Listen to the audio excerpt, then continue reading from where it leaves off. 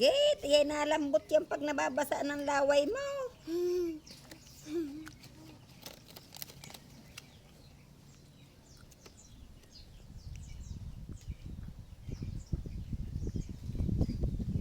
Sarap.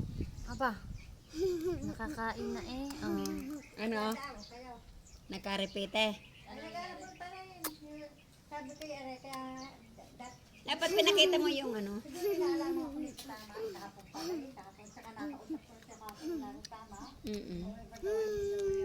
Sino ga? Nakausap ko na. Itong binumbang parang sinusulang ito nakita.